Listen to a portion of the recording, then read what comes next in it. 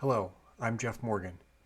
You are listening to The Unchosen Road, the first book in the Earthlings of Veilwyn series.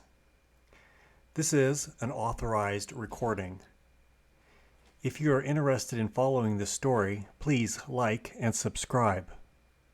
To see a full list of my books, visit Amazon Kindle. Thank you and enjoy.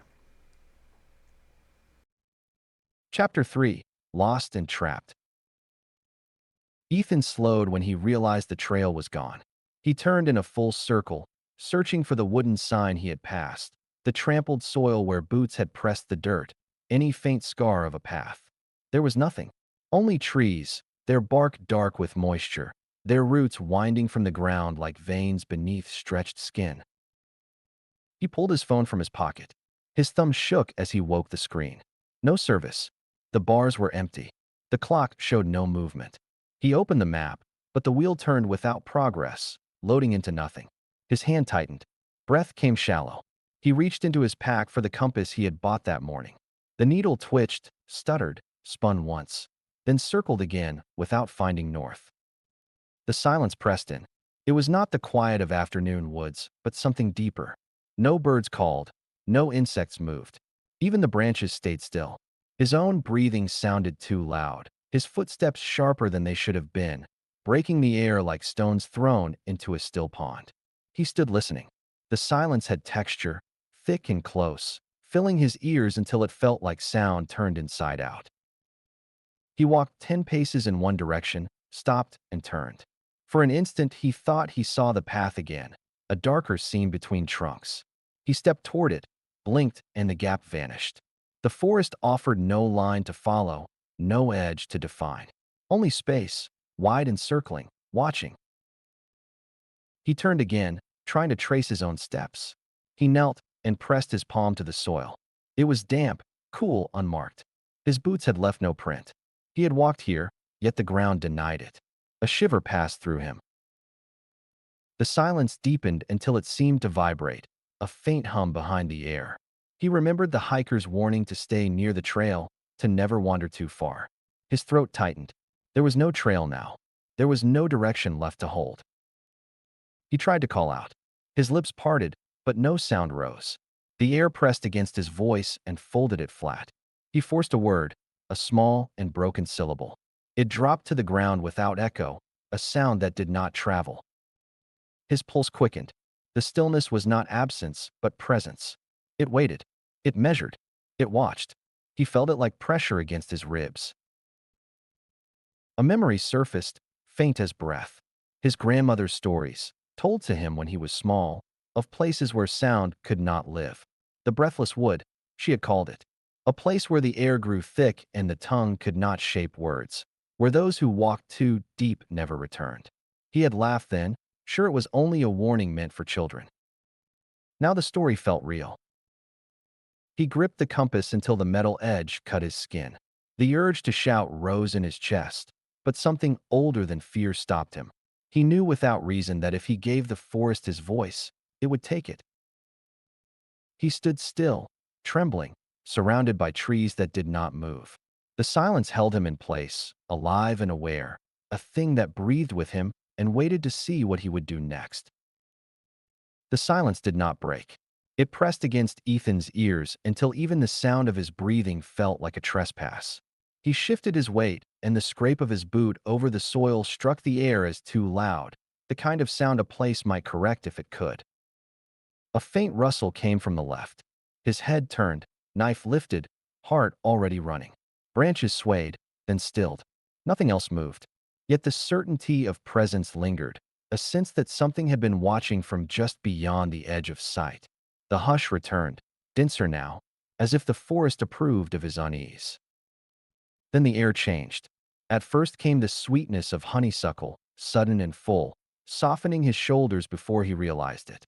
The scent was warm, almost familiar, carrying a memory of home, of perfume spilled once and clinging to the hallway for days. For a moment, he wanted to believe it. Beneath the sweetness rose another scent, subtle at first, then stronger. The damp taste of rot. Fruit left too long in the dark. Fabric never dried. The perfumes braided together until breathing meant taking in both comfort and decay in the same breath. Ethan steadied the knife. Steel was honest. Cold. True. The weight in his hand mattered. It gave him something real to hold against what he could not name. Yet the blade wavered despite his grip, a small tremor betraying him. A soft click came from the leaves, the sound of tiny jaws meeting. He froze. Another noise followed to his right, then behind him. He turned too fast, nearly losing balance, and saw only the trunks, their bark carved by old insects. The pale grooves ran like maps without keys, directions no one could follow. He drew a breath, slow and deep, and told himself to stay calm. Panic was worse than anything that waited. The words felt thin as air. The sweetness rose again, thicker now, rich enough to touch the back of his throat. It reached beyond scent, brushing the part of him that dreamed. His body leaned forward, drawn toward it. Then the rot thickened. The air turned sour, heavy, warning him back. His knee locked before the step could land. The perfume lingered, coaxing, but the reek beneath it steadied him. The forest was not offering comfort. It was luring him. He stepped back, knife raised. The rustles followed, faint but sure, as though the trees had grown shadows that moved when he moved. Another breath touched the back of his neck, too careful to be wind. His skin prickled. He wanted to run, but knew he must not. Running meant noise. Noise meant choice. He stayed still, rooted, and forced his voice into the air. It came out low and smaller than he meant. "Who's there?" No reply came. Only a thread of sound brushed his ear, thin as silk, a syllable without shape. Not words, but their shadow. It broke apart before meaning could form, leaving the silence whole again. Then came another sound, worse than the rest. Breathing. Slow, steady, deep. Not his own, not echoing, but rising from within the mist. It filled the gaps between the rustles and the scents until the air itself felt alive, exhaling against his skin. Ethan's pulse beat in his throat. He tightened his hold on the knife and fixed his gaze on a single point ahead, as if looking hard enough could keep the dark from moving. He did not blink. He did not breathe. From the corners of his sight, the rustles gathered, circling, patient as creatures that had all the time in the world. The silence had already become unbearable, but now it changed. Ethan felt it before he heard it, a shift in the pulse of the world. The forest was not still. It was holding its breath. He stepped forward once. The ground gave under his boot, softer than soil should be, as if it had inhaled. He drew back quickly, and the earth seemed to exhale, settling into itself again. He crouched, touched the surface. The moss was damp, but also warm, as though it carried a faint heartbeat. His stomach tightened. He rose, knife in hand, and turned. The trees stood as before, yet something in their spacing was wrong. Their trunks seemed closer together. The oak to his right had been farther away only moments ago. He moved toward it, needing proof that the world still obeyed distance. But when his hand reached out, it met mist instead of bark. He stumbled back, heart pounding. The forest had shifted without moving. Mist gathered in low strands across the ground, curling through the roots and brambles. It thickened in slow, deliberate swirls, as if shaped by unseen hands. The air cooled with it, a chill that clung to his skin and beaded his forehead with moisture. A sound rose from somewhere deep within the trees. Not footsteps, not wind. The groan of bark under strain. The creak of roots turning in earth. He lifted his gaze. The branches overhead were drawing closer together, closing the last threads of sky into a dark lattice. He turned again, searching for the path he had followed. Nothing remained. Every trace of trail had vanished. Only trees in all directions, their trunks repeating like mirrored images, each one marked by scars that looked deliberate. He began to walk, testing direction by the compass clipped to his pack. The needle spun once, trembled, and stopped. It pointed nowhere. When he shook it, the glass fogged, blurring the face into haze. He shoved it back, pulse quickening. The mist climbed higher. It wrapped around his boots, his legs, his waist. It looked like smoke, but felt heavier, too wet, clinging with the weight of touch. His shirt dampened where it brushed him. He cut through it with the knife. The blade met nothing. The mist closed again, unmarked. He tried to speak. "Stop," he said, but the word fell flat, absorbed before it reached open air.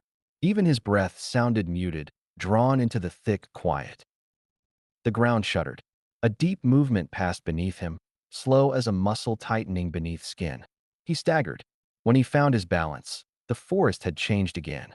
Before him stretched a narrow corridor lined with trunks that bent inward, their branches woven into an arch above. A tunnel of living wood. He did not want to enter, but the mist pressed against his back, dense as a wall, urging him forward. He lifted the knife and stepped into the passage. Inside, the air grew colder. Moisture collected on his arms in beads, as if he had stepped into the breath of something vast. The arch above creaked softly, a sound like old timbers settling. Each step sank slightly, the ground too soft, too tired to bear weight. He turned once, considering retreat, but the opening behind had sealed. The trunks had slid together, their surfaces meeting with slow precision. He stood in darkness now, the mist faintly lit by a pulse that seemed to match his own heartbeat. The truth settled into him like weight. The forest was alive. It washed with every branch, every thread of mist, every root shifting beneath his feet. This was not wilderness, but awareness. He had not entered a place. He had entered a will. The air thickened once more, pressing close. It waited. For what? He could not tell. But it was no longer still. The forest had begun to move, and he was inside it. The tunnel of trees did not end. It wound forward in a slow curve, the mist pooling thicker with every step until the world behind him fell away and the world ahead refused to appear. His breath rasped, yet the air gave back nothing. It was like drawing emptiness into his lungs. He kept the knife lifted. Its edge caught what little light remained, a thin thread in the dark. That glimmer was his anchor. He told himself that steel was real, that it could cut, that it could protect. The words sounded false, but he held to them as a drowning man holds to driftwood. The scent returned, stronger than before. Not a hint of sweetness now, but a full perfume that pressed against his face, thick and heavy. He staggered under it, blinking hard, as if drunk. Then came the rot beneath, sly and certain, curling through the flowers. The air turned spoiled. The breathing joined it. At first he thought it was his own, but these breaths came from the mist, deep and slow, drawn with care. More than one, a rhythm of lungs unseen. He gripped the knife tighter. His knuckles ached. He said, "Stay back." The words went nowhere. The breathing went on. Shapes flickered at the edge of sight. He spun, blade ready, but nothing met him, only fog closing around steel. He took one step back, then another. The ground shifted. Roots slid beneath his boot. His ankle turned. He fell hard, breath punched out of him. The knife flew from his hand, striking the moss and vanishing. He reached for it, but the mist rolled first, covering the blade. His fingers dug through damp soil, searching. Only roots. Only rot. The steel was gone. Heat rose in his chest. Panic pressed against his ribs. He forced himself upright, searching again, clawing through the ground, but nothing waited there. The knife had ceased to exist. He stilled. The breathing was closer. He felt it brush the back of his neck, wet and foul. His skin tightened. He turned, searching, hands empty. Something moved beyond the fog, limbs long and angular, a shape too tall to name. Then gone. Another flicker to his left. Gone again. His pulse filled his ears, frantic and steady, drowning everything but those slow breaths that belonged to the mist. The perfume grew thicker until it filled his mouth. He gagged, pressing his sleeve against his face. Still the rot cut through, raw and animal. Defenseless. The word landed in him like weight. The knife was gone, the one thing he had trusted to matter. Without it he felt exposed, as if the forest had peeled him open. The taking was not chance. It was intention. He pressed his back to a tree. Bark bit his palms. He told himself the trunk was solid, but the wood pulsed faintly, a slow rhythm that did not belong to trees.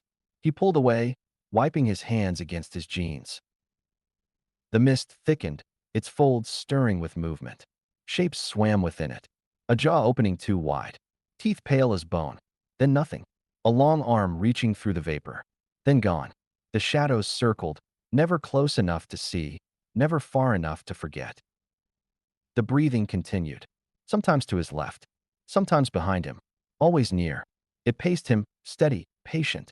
He turned and turned, but the sound stayed just beyond reach. His knees weakened. A sour taste filled his throat. He had no knife, no compass, no path. His hands shook when he tried to make fists. And in that stillness, understanding came. The forest was not taking things at random. It was stripping him with purpose. The loss was ritual. The absence was the point. The breath within the mist deepened, slow and deliberate, as if it had heard his thought and approved. The breathing gathered itself into a chorus. What had been one slow inhale and exhale multiplied into a staggered rhythm that came from every side. It was not the sound of animals. It was a pattern, deliberate and timed, as if an unseen conductor guided lungs inside the fog. He turned a full circle. The mist moved with him, folding and parting in pale sheets that revealed nothing yet hinted at forms behind. To his right came a grunt, low and thick. Another answered from ahead. A third replied from behind, shorter, clipped, like a signal. The hair on his arms rose. This was not noise. It was a hunt. He spoke without raising his voice. Stay away. The words sounded small in his own ears. For a heartbeat, the breathing paused.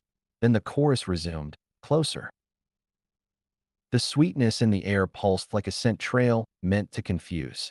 The rot surged under it, a rancid undertow that made him swallow hard. He tried to summon the map from the ranger station, the neat red line looping the ridge and rejoining the road. The image refused to come. In its place, he saw circles within circles, paths folding in on themselves. A shape stepped forward. Only the legs were clear. They were long, jointed wrong, bent where no joint should be. A paw touched the ground and uncurled into fingers before the fog reclaimed it. He knew he was not seeing one, but many. Another shape moved to his left, low and gliding. A third crossed between trunks, vanishing behind one too narrow to hide it. He stepped back. The chorus inhaled as one. The air brushed his skin. The voices that had haunted the earlier silence returned now as whispers woven through the grunts, syllables without language but with the cadence of speech. Meaning pressed against him. Move. Yield. Offer. He shook his head. No. He picked a gap between trees and pushed toward it. The fog thickened, drawing itself into a screen as thin as silk but heavy as cloth when he struck it. It resisted, then slipped aside with a hiss that almost sounded like laughter. He stumbled, catching a root. The chorus exhaled together. He ran. His body moved before thought could catch up. He sprinted toward where the forest looked thinner, though the mist made distance a guess. Branches whipped his shoulders. Ferns slicked his legs. The grunts followed, their rhythm matched to his steps. The whispers shifted. The syllables shortened, clipped to single beats. Not words, but commands. He felt them strike the back of his neck like thrown pebbles. Left. Right. Slow. Stop. They did not reach his ears so much as appear inside his head. He swore, pushed harder, lungs burning. The sweetness shattered. The rot returned full. The air felt thick as wet cloth. To his right, something kept pace. He saw only the pale edge of fog moving with him, the ground dipping beneath invisible feet. Another moved on his left. They did not need to gain. They were guiding him. He veered sharply between two dark trunks that leaned together like the jaws of a trap. As he passed, they seemed to narrow by an inch. Bark tore his sleeve and scraped his forearm. A low hiss rose behind him, not anger but patience. The chorus widened, now in front as well as behind. The pack on his shoulders jerked tight. He stumbled, reaching back. The strap had been caught by a strand of mist no thicker than a ribbon, but when he pulled it held like a grip. He twisted forward. The strap gave with a pop that threw him to his knees. He crawled a step, shrugged the pack down, and let it fall. It landed without sound, as if the ground had softened for it. He rose, lighter but exposed, and ran again. The chorus quickened. The whispers ticked like a metronome. He tried to push them away with thought alone, and pain throbbed in his temples. He broke into a small clearing. The mist thinned in a ring only a few strides wide. He did not stop. He crossed the circle in one bound. The ground gave slightly, then pushed back, almost springing him forward. The breathing paused. The first real break. He sensed their surprise at his refusal to halt. Then the chorus returned, sharper. They could be slowed, he thought. Not beaten, not understood, but slowed. The thought was fragile, but it changed how he ran. He aimed for patches of ground that felt wrong, for air that swirled backward, for crooked spaces where trunks leaned apart instead of together. In those places, the whispers faltered for a breath. In those places, the rhythm broke. The forest adapted quickly. The breaks grew fewer. The chorus gathered close again, its heat brushing his ankles. He kicked back as if striking a muzzle. Nothing met his boot. A branch caught his sleeve. The pull spun him around. For a heartbeat, he saw 3 figures in the fog, spaced evenly, forming a shallow crescent. Their heads hung low. Their arms were too long. Their hands flexed as if testing grip. Their faces were veiled, yet their attention burned through the mist. Then they were gone. He tore free. The sleeve ripped from cuff to elbow. Cold air slid along his arm. He did not stop. He ran, the torn fabric flapping behind him like a flag. The chorus closed. The whispers merged into one sentence he could not translate, but his body understood. Yield to rest. He spat the word no through clenched teeth. His voice vanished as it left him. The ground tilted. He skidded, slid the last few feet, and struck a low rise that felt too smooth to be natural. The mist boiled, then parted as if pulled aside. The pressure of the pack behind him grew until it was almost physical. It wanted him to move forward. He climbed. The slope was firm and cool, more stone than earth. He planted a knee, pushed, and reached the top. Below him lay a hollow lined with moss that glowed faintly, as if holding its own light. The sight stilled him. The chorus drew breath. He did not wait. He ran into the hollow. The mist rolled to its edge and stopped, as though it had reached a line it could not cross. The grunts fell to a low growl, not triumph, but frustration. The whispers sank to murmurs, then faded. He stood in the quiet, chest heaving, jacket torn, pack gone. For the first time, he understood that the pack in the fog had not meant to kill him. It had driven him here. Whether this place would save him or end him, he could not tell. But the hunters had stopped, waiting beyond an unseen border. The mist thickened as the chase drove him forward. Ethan's breath tore in and out, each inhale raw in his throat. Behind him, the pack moved as one, a chorus of guttural growls threaded with the slap of paws on wet earth. He ran blind, arms raised to ward off unseen trunks, heart pounding against the cage of his ribs. The straps of his pack cut into his shoulders, dragging him sideways whenever a branch caught. The weight pulled him back with each stride. It no longer felt like gear but restraint, an anchor fixed to the forest floor. He pushed harder, but the straps caught again, wrenching him to a halt. The snarls closed in. With a sound half cry, half breath, he clawed at the buckles and tore the pack free. It fell into the fog and vanished, swallowed clean. The release nearly sent him to his knees. He lurched forward, lighter, faster. For a moment, he believed he might outrun them. Then the forest reached again. His jacket clung to him, slick with sweat, the fabric heavy against his arms. A low branch hooked the collar and yanked him sideways. He fought to tear free, jerking back and forth, but the cloth held fast, as if unseen hands gripped the seams. Snarls flared closer. He wrenched his arms from the sleeves, leaving the jacket hanging in the mist like a cast skin. Cold air struck him, sharp and clean. Only his shirt remained. It stuck to him with sweat, thin as gauze. He stumbled, bare arms streaked with scratches, the forest pressing close against his skin. The chase continued. It felt less like pursuit than process, a measured removal. His boots snagged in a tangle of roots and tore loose when he pulled away. He reached for it, but the dark took it and the earth beneath his bare foot pulsed faintly, warm as flesh. Panic rose, but he did not stop. He ran, limping, uneven, the ground alive beneath him. The pack sounds followed. Not just growls now, but broken syllables woven through them. He heard his name, or something near it, the vowels warped by distance. The sound chilled him more than the cold itself. A branch caught the hem of his shirt and ripped it clean. The fabric peeled upward, leaving his chest bare. His skin prickled, his heartbeat exposed as though the forest wanted to see it. He cried out, not from pain, but from the strange sense that each thing taken stripped away more than fabric. The second boot vanished into the mud mid-stride. He was barefoot, shirtless, stripped to the bone of comfort. The forest moved with intention now. This was not a chase. It was ceremony. He broke into a clearing. Mist coiled around his legs, grasping. He slapped at it, clawed at it, but the more he resisted, the stronger it drew. Cloth tore. Threads gave.